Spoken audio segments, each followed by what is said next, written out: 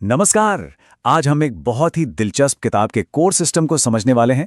किताब का नाम है 45 सेकंड्स में प्रेजेंटेशन कैसे दें, जिसे डॉन फेला ने लिखा है। ये किताब आप कह सकते हैं कि नेटवर्क मार्केटिंग की दुनिया में एक क्लासिक का दर्जा रखती है। और इसका दावा बहुत बड़ा है कि इसके अंदर एक ऐसा तरीका है जिससे कोई भी कामयाबी हासिल कर सकता है। किताब के कवर पर ही एक बहुत बोल्ड वादा किया गया है, एक ऐसा प्रेजेंटेशन जो किसी की जिंदगी बदल सकता है। तो सवाल यही उठता है कि क्या सच में ऐसा हो सकता है? क्या कोई बड़ा आइडिया 1 मिनट से भी कम समय में इस तरह समझाया जा सकता है कि सामने वाला न सिर्फ उसे समझ जाए बल्कि उस पर एक्शन लेने के लिए भी तैयार हो जाए? यही वो चैलेंज है जिसका हल ये किताब देने का वादा करती है। जरा सोचिए, हम सबके पास कभी ना कभी कोई ऐसा कमाल का आइडिया होता है जिससे हम दूसरों तक पहुंचाना चाहते हैं। लेकिन असली मुश्किल पता है कहां आती है? उसे आसान और छोटे तरीके से पेश करने में। ज्यादातर लोग क्या करते हैं? या तो वो बहुत ज्यादा बोल जाते हैं या फिर अपनी बात ठीक से कह ही नहीं पाते। तो इस बड़ी चुनौती का समाधान क्या है? देखिए, ये किताब एक ऐसा रास्ता बताती है जो सुनने में शायद थोड़ा उल्टा लगे। मतलब जो हम आम तौर पर सोचते हैं ये उसके बिल्कुल विपरीत है। और ये है इस किताब का सबसे हैरान करने वाला सिद्धांत। डॉन फेला कहते हैं कि कामयाबी का राज ज्यादा बोलने में नहीं बल्कि कम बोलने में है। उनका मानना है कि आप जितना ज्यादा बोलते हैं, सामने वाले को उतना ही लगता है कि अरे ये काम तो बहुत मुश्किल है, ये मेरे बस का नहीं है। तो ये समझना बहुत जरूरी है कि इस 45 सेकंड का मकसद सब कुछ एक ही बार में समझा देना बिल्कुल नहीं है। इसका असली काम है सिर्फ इतनी दिलचस्पी पैदा करना कि सामने वाला और जानने को तैयार हो जाए। ये एक तरह से दरवाजा खोलने जैसा है, पूरा घर घुमाने जैसा नहीं। चलिए अब इस सिस्टम से जुड़ी पहली और सबसे बड़ी गलतफहमी को दूर करते हैं। ज्यादातर लोग ये मानकर चलते हैं कि नेटवर्क मार्केटिंग में सफल होने के लिए एक जबरदस्त सेल्स पर्सन होना बहुत जरूरी है। लेकिन ये किताब कहती है ऐसा बिल्कुल नहीं है। किताब का पहला नैपकिन प्रेजेंटेशन ज्यामितीय प्रोग्रेशन की पावर को दिखाता है। मान लीजिए आपने सिर्फ 2 सीरियस लोगों को बिजनेस में स्पॉन्सर किया। फिर आपने उनको सिखाया कि वो भी कैसे 2-2 लोगों को स्पॉन्सर करें। तो अब टीम में 4 नए लोग आ गए। ये प्रोसेस जब आगे बढ़ता है तो टीम 8 और फिर 16 लोगों की हो जाती है। लेकिन असली जादू तो तब होता है जब हर कोई सिर्फ एक और व्यक्ति को स्पॉन्सर करता है। मतलब 2 की जगह 3। अब जरा फर्क देखिए, जहां 2 वाले मॉडल में चौथे लेवल पर 16 लोग थे, वहीं 3 वाले मॉडल में यह नंबर सीधा 81 हो जाता है। ये पूरे 65 लोगों का फर्क है जो सिर्फ एक छोटे से एक्स्ट्रा एफर्ट से आया। अच्छा, इसको एक कदम और आगे ले जाते हैं। अगर 5 सीरियस लोग मिल जाएं और उन्हें यह सिखा दिया जाए कि वो भी 5-5 लोगों को कैसे स्पॉन्सर करें, तो ये नंबर बहुत बहुत तेजी से बढ़ता है। पहले लेवल पे 5, दूसरे पे 25, तीसरे पे 125 और चौथे लेवल पर 625 लोग।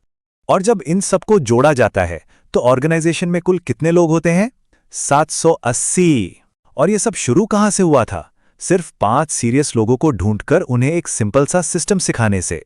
अब सोचिए, अगर ये 780 लोग सिर्फ प्रोडक्ट इस्तेमाल भी करते हैं तो कितना बड़ा वॉल्यूम बन सकता है, वो भी बिना किसी आक्रामक सेलिंग के। तो सबसे जरूरी बात क्या निकल कर आती है? यही कि असली सफलता एक सुपरस्टार सेल्समैन बनने में नहीं है। असली सफलता है एक टीचर बनने में। एक ऐसा टीचर जो कुछ आसान सी बातें दूसरों को सिखा सके ताकि वो भी आगे सिखा पाएं। इसी को कहते हैं डुप्लीकेशन की असली ताकत। अब आते हैं दूसरी आम गलतफहमी पर। लोग सोचते हैं कि यह बिजनेस बस ज्यादा से ज्यादा लोगों को साइन अप कराने का नाम है। लेकिन किताब के हिसाब से सिर्फ लोगों की भर्ती करते रहना एक मजबूत बिजनेस की गारंटी नहीं देता। देखिए, भर्ती करने यानी रिक्रूटिंग और डुप्लीकेट करने में जमीन आसमान का फर्क है। भर्ती करना बस लोगों की संख्या बढ़ाना है, जो एक कमजोर कड़ी हो सकती है। लेकिन डुप्लीकेशन का मतलब है गहरी जड़ें जमाना।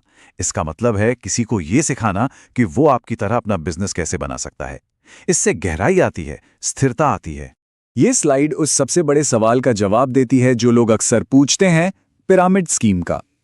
किताब का तर्क यह है कि पिरामिड स्कीम्स ऊपर से नीचे की तरफ बनती हैं, जहां सिर्फ शुरू में आने वाले लोग ही टॉप पर पहुंच सकते हैं। इसके उलट एक सही एमएलएम मॉडल नीचे से ऊपर की ओर बनता है, जहां कोई भी नया व्यक्ति अपने स्पॉन्सर से भी बड़ा ऑर्गेनाइजेशन बना सकता है। तो फिर सवाल यह है कि एक ऐसा ऑर्गेनाइजेशन कैसे बनाया जाए जो टिकाऊ हो, मतलब जो किसी एक व्यक्ति के जाने से बिखर ना जाए। किताब इसका एक बहुत साफ समाधान देती है। अपने ऑर्गेनाइजेशन को कम से कम 3 लेवल गहरा बनाना। यह प्रोसेस बहुत सीधा साधा है। पहला स्टेप, आपने किसी को स्पॉन्सर किया। मान लीजिए उसका नाम टॉम है। फिर आप बस टॉम को अकेला नहीं छोड़ते, आप उसके साथ काम करके उसे सिखाते हैं कि वो कैरल को कैसे स्पॉन्सर करे। पर असली काम तो अब शुरू होता है। आप टॉम को यह सिखाते हैं कि वो कैरल को कैसे सिखाए।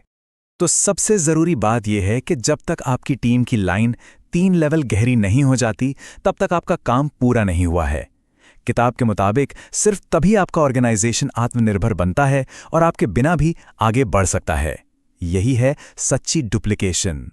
तो चलिए अब इन सारे आइडियाज को एक साथ जोड़ते हैं और समझते हैं कि इस किताब के हिसाब से असली बिजनेस मॉडल आखिर है क्या। तो संक्षेप में सिस्टम ये है। पहला, 5 ऐसे सीरियस लोग खोजें जो सच में सफल होना चाहते हैं। दूसरा, उन्हें प्रोडक्ट बेचने की कोशिश मत कीजिए, बल्कि 45 सेकंड प्रेजेंटेशन का इस्तेमाल करके सिर्फ जिज्ञासा पैदा कीजिए।